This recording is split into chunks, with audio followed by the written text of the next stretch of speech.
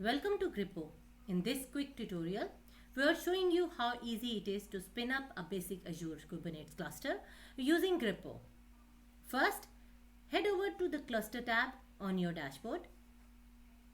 Click All Clusters, then go ahead and click Create in the top right. From the cloud provider pop-up, select Azure. Now choose the basic option. This lets you manually configure your cluster. Fill in the required details. Cluster name,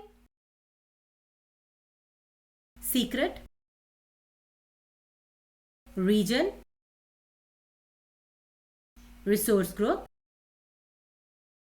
node count, machine type.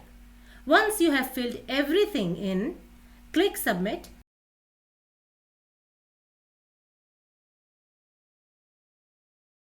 And Gripo will handle the rest.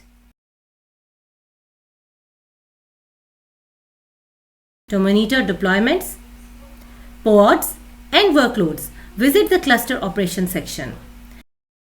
Thanks for watching. For more tutorials, stay connected with Gripo, your unified platform for managing Kubernetes across cloud providers.